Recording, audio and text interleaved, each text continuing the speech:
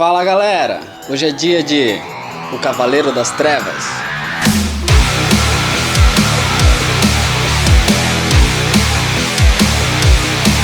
Galera, antes de começar o vídeo, eu queria avisar rapidinho pra vocês. O canal tá fazendo uma parceria com uma loja de roupas e almofadas e acessórios, que é a loja Pano de Vela.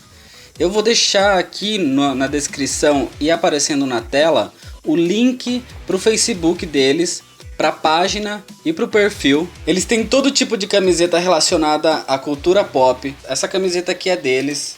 Eles têm almofada, eles têm chaveirinho, eles têm tapa-olho pra dormir, eles têm um monte de coisa lá. Vou deixar algumas fotos rolando aqui pra vocês darem uma olhada. Se tiver alguém aí da região de Americana, interior de São Paulo, pra quem conhece, fica dentro do supermercado São Vicente, do bairro São Vito. Se você se interessar, dá uma passadinha lá. Se você mora mais longe, dá uma conversada com eles no Facebook deles. Você pode comprar, fazer os seus pedidos, eles te enviam por correio. Dá uma conversada lá. O Cavaleiro das Trevas é uma HQ que foi escrita e desenhada pelo Frank Miller em 1986. Ela ficou mundialmente famosa por ser a HQ que revolucionou toda a indústria das HQs, toda a indústria de quadrinhos. Ela revolucionou o Batman, ela trouxe um conteúdo mais maduro para uma coisa que era considerada uma mídia para criança. Antigamente os HQs eram com temas mais bobinhos, mais para criança, e essa história do Batman, junto com o Watchmen do Alan Moore, que algum dia eu vou fazer o vídeo também, foram elas que mudaram esse pensamento sobre essa mídia, sobre as HQs, e que definiu basicamente muita coisa no universo do Batman até hoje. A história se passa num mundo alternativo da DC, ela não faz parte da cronologia da DC. Nessa história tem a batalha épica entre o Batman e o Superman, que é a história que vai servir de base para o filme que vai ser lançado agora nesse ano de Batman vs Superman. Inclusive a cena que tem no trailer dele de armadura e tudo mais, isso tudo tem nessa história aqui. Esse encadernado, ele vem com o Cavaleiro das Trevas 1 e o 2. O 1, ele tem 4 volumes, é basicamente até a metade mais ou menos. E o resto é o Cavaleiro das Trevas 2.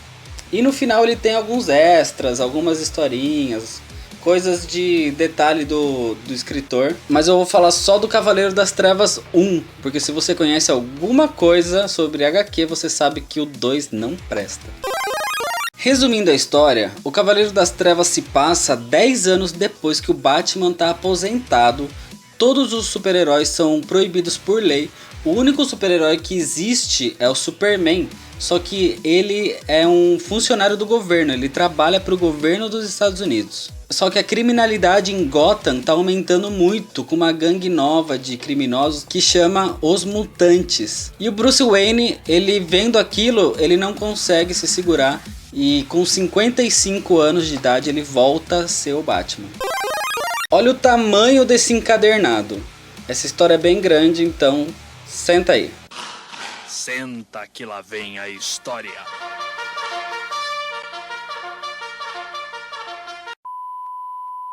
A história se passa 10 anos depois do Batman ter se aposentado. Agora o Bruce Wayne tem 55 anos e ele vê a criminalidade em Gotham aumentar muito. Isso é muito retratado na própria HQ. Ela tem vários comentários de repórteres mostrando como se fosse na TV, falando bastante sobre isso. O Bruce Wayne, ele tenta lutar contra seus instintos para tentar se segurar, mas ele não consegue. Ele fica vendo essa gangue nova aí dos mutantes dominando Gotham, ele não se aguenta. E ele volta a ser o Batman. Enquanto isso, tem 2 personagens aí importantes. Um é o Harvey Dent, que é o Duas Caras. Ele tá se recuperando de uma cirurgia que ele fez no rosto para igualar a parte queimada do rosto dele, para ficar normal de novo. E o outro personagem é o Coringa. O Coringa, ele tá internado no Arkham Asylum, no Asilo Arkham. E ele tá melhorando, ele tá praticamente curado. Ele já não fala muito, ele não dá mais aquelas risadas, ele não faz mais nada demais. Voltando pro Batman, em uma das noites que ele sai na rua, ele salva uma garota de algumas pessoas dessa gangue dos mutantes. Essa garota é a Carrie Kelly. E ele encontra também uma gangue que quando ele enfrenta eles, ele acha uma moeda de um lado toda manchada, toda arriscada, e do outro lado normal. Então na hora ele relaciona isso com o Duas Caras e ele vai atrás para ver o que Duas Caras está armando dessa vez. O Batman descobre que o Duas Caras ele implantou algumas bombas na cidade, então ele vai atrás. O Batman caça ele e captura ele, e o Duas Caras, o Harvey, ele fala que mesmo com o rosto perfeito agora, arrumado, ele sempre vai ser o Duas Caras. A mente dele tá tão destruída que ele se vê horroroso, ele fala que olha o jeito que ele tá horroroso, mais do que nunca, tipo, com o rosto perfeito agora. Nessa hora começa a passar várias vezes nos noticiários que o Batman voltou, que o Homem-Morcego, não sei o que. E o Coringa tá assistindo isso no Asilo Arkham e passa isso na TV. E a hora que fala do Batman, ele abre aquele sorriso diabólico dele. Do tipo, vixe, deu bosta. Lembra daquela garota que ele salvou, a Carrie Kelly? Ela fica tão empolgada de saber que o Batman voltou que ela quer se transformar na nova Robin para acompanhar o Batman nessa caçada contra as gangues e tudo mais. Ela própria faz uma roupa de Robin e vai tentar procurar o Batman. Só que ele vai para tentar achar a gangue dos mutantes. E ele chega ele encontra a gangue, só que a hora que ele chega com um Batmóvel que é tipo um tanque de guerra, tipo, muito apelão. E aí o líder dos mutantes, ele desafia o Batman a brigar mano a mano, desce aí, vamos pra porrada. Aí o Batman aceita, só que como ele tá velho e ele ficou 10 anos parado, ele toma uma surra que ele quase morre, ele tá apanhando demais. E tipo, antes do último golpe assim do líder mutante, a Carrie Kelly, que estava procurando ele, ela consegue encontrar essa gangue e ela ataca o líder mutante. Então no último momento ela acabou salvando a vida do Bruce. Aí o Bruce levanta, dá umas porradas nele lá e os dois acabam ficando desacordados. O líder mutante continua vivo, só que ele foi preso, e a Carrie leva o Batman para cuidar dos ferimentos dele. E o Batman acaba aceitando ela como a nova Robin. O problema é que todas essas ações que o Batman tá fazendo estão repercutindo nacionalmente, estão aparecendo na TV e tudo mais. E o presidente, ele fala pro Superman para ele ficar meio atento com o que tá acontecendo aí em Gotham pra ficar de olho aberto, né?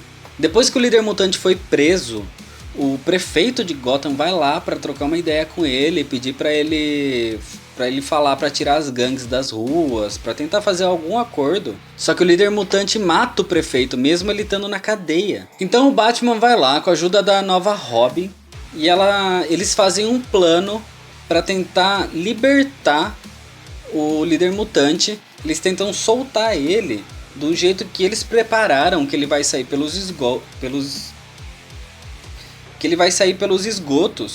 e ele vai cair numa parte que o Batman tá lá esperando ele. Quando ele sai, o Batman tá lá esperando ele nos esgotos e em volta tem toda a gangue dos mutantes.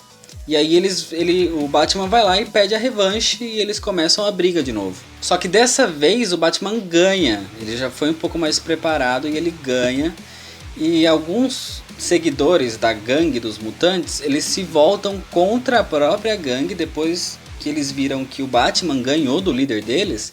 Eles se voltam e eles acabam virando uma outra gangue separada, que são os Filhos do Batman, que são tipo uma gangue que quer ajudar o Batman. Nessa história também a gente tem o comissário Gordon, e ele tá se aposentando da polícia, é o último dia dele, ele tá passando o cargo de comissário para a nova comissária da polícia, que vai ser a Ellen Indel. Só que ela é contra o Batman. O comissário Gordon sempre ajudou o Batman, sempre foram aliados. E a nova comissária, a Ellen, ela não gosta do Batman, ela é contra. E a primeira ação dela, quando ela toma posse de ser a comissária, ela emite um mandado de busca e apreensão contra o Batman. Nesse meio tempo aí, no Asilo Arkham, o Coringa tá sendo solto, porque ele ficou 10 anos parado lá, ele se recuperou. E aí eles libertaram o Coringa, ele pode sair livre e beleza. Só que ele vai num programa de TV, tipo nesses talk show, E ele vai e ele arma um esquema com uma bomba de gás do riso. E ele acaba matando todo mundo que tá nesse programa. Toda a plateia, o entrevistador, todo mundo. O Batman tenta chegar a tempo, só que os policiais que a Ellen mandou para fazer a busca dele, a apreensão do Batman, começam a atrapalhar. Então ele não consegue chegar a tempo e a galera morre. O Batman continua caçando o Coringa e ele descobre um rastro que leva até a casa da antiga Mulher Gato. E quando ele chega lá, ele encontra uma Mulher Gato amarrada. Ela tá com uma roupa de tipo Mulher Maravilha e ela tá toda espancada. E quando o Batman chega lá, ela comenta falando que o Coringa tá pior do que nunca. O Batman continua seguindo o rastro do Coringa até um parque de diversões. Só que quando ele chega lá, a polícia continua no pé do Batman. E aí sobrou pra Robin tentar despistar essa galera enquanto o Batman vai atrás do Coringa. E ele segue o Coringa até uma parte que é tipo o Túnel do Amor. O Batman encontra o Coringa, no meio da batalha aí ele solta uma batarangue que fura o olho do Coringa. No meio da briga, o Coringa tira uma faca e ele enfia a faca no estômago do Batman. Os dois estão quase mortos, brigando ali, o Batman velho sentindo dor. E o Coringa também velho, esfaqueando e louco. E nessa hora, o Coringa se suicida para tentar incriminar o Batman como se ele fosse um assassino agora. Com a ajuda da Robin, eles conseguem fugir, mas ficou essa impressão de que o Batman agora virou um assassino. Porra, ele matou o Coringa, entendeu? O Bruce Wayne agora, ele se encontrou com o Oliver Queen, o Arqueiro Verde. E o Arqueiro, ele tá sem um braço. E ele dá a entender que isso daí foi culpa do Superman. E o Oliver, ele fala pro Bruce que ele sabe que em algum momento ele vai ter que enfrentar o Superman, né? E agora o Superman vai atrás do Batman pra tentar controlar essa situação. Ainda mais agora que ele foi tipo incriminado como se ele fosse um assassino. E chega a hora da batalha entre os dois. O Batman, ele vai com uma armadura. Só que antes disso ele tomou uma pílula que a gente não entende o que é essa pílula. O Superman pede pro Batman se render e é lógico que o Batman não vai se render. Então começa a batalha entre os dois, começa a treta. Essa é uma batalha clássica dentro das histórias em quadrinho.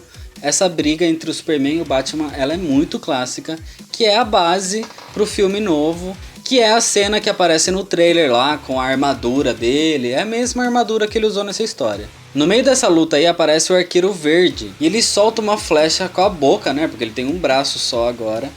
E na ponta dessa flecha, ela tem kryptonita que foi sintetizada pelo próprio Bruce Wayne. E a hora que essa kryptonita explode na cara do Superman, ele começa a perder os poderes, ele começa a ficar fraco. E aí o Batman aproveita e desce a mão, desce o soco. E ele espanca muito o Superman nessa hora. Nessa hora a gente tem uma frase clássica também nas HQs. Que o Batman fala pro Clark e pro Superman antes de terminar a batalha de uma vez por todas. Ele fala: eu quero que você lembre do único homem que derrotou você. E aí depois de falar essa frase ele morre. O Bruce Wayne morre, ele tem uma parada cardíaca. Depois da briga, tem o funeral então do Bruce Wayne. Só que aí a gente descobre pra que servia aquela pílula que ele tomou antes da batalha.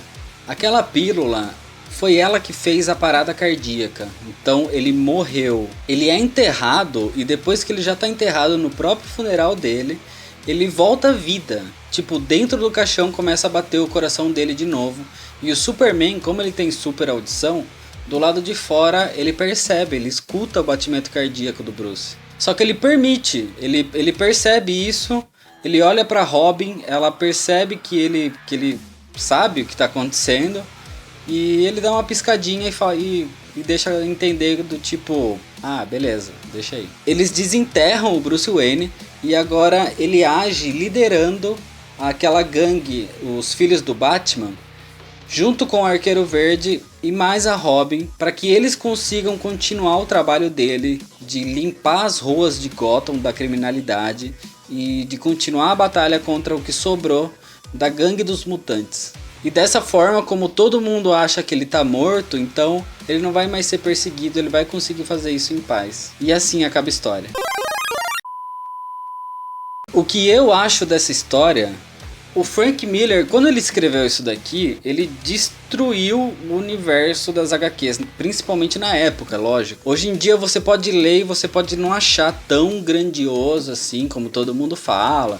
Mas pensa na época em que HQ era coisa de criança e o cara me vem com uma puta história adulta, uma puta história que tem a ver com governo, com mídia. Aparece muita coisa sobre mídia, repórter. Tem muita discussão política, tem muita discussão moral. O Cavaleiro das Trevas, junto com o Watchmen, que é da mesma época, são leituras obrigatórias para quem gosta de HQ. Os desenhos do Frank Miller, sinceramente, pra mim, na minha opinião, não são o ponto mais forte.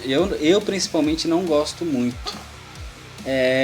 A narrativa sim é perfeita, mas os desenhos eu sinceramente não gosto muito. Mas não é algo péssimo, não é algo ruim que vai te fazer deixar de gostar da história, alguma coisa do tipo. O Batman tá velho, com a idade muito avançada, tipo 55 anos, e ele tá com o corpo moído já, de todos esses anos como Batman. Ele já tá com muita dor no corpo, ele tem que usar alguns aparatos assim para conseguir se manter em pé praticamente. Se você assistiu o trailer de Batman vs Superman, o primeiro eu acho, tem muita referência com essa HQ. No trailer tem referência à capa, a armadura que ele usa contra o Superman é referência também nessa história. Tem uma parte que ele aparece com um rifle em cima de um telhado, num prédio, alguma coisa desse tipo, que também acontece aqui, é na hora que ele está caçando o Duas Caras. Então é por isso que essa HQ é a base para a criação do filme, não é a história do filme. Se você for assistir o filme, não vai esperando que vai ser essa história, mas a base, principalmente do Batman, é para ser sim essa história do Frank Miller. Vou deixar um link aqui na descrição do vídeo para vocês lerem essa história online, se vocês quiserem. Eu recomendo muito. Tell me, do you bleed? You will. Bom, então é isso, galera. Se você não é inscrito ainda, clica no botão vermelho de se inscrever, que isso me ajuda muito no crescimento do canal. Se você gostou, deixa seu curtir no vídeo, deixa um comentário, compartilhe nas suas redes sociais, clica no link aí na página da loja do Pano de Vela, para você ver as camisetas, o que eles têm lá, você vai gostar. Obrigado, valeu e até mais.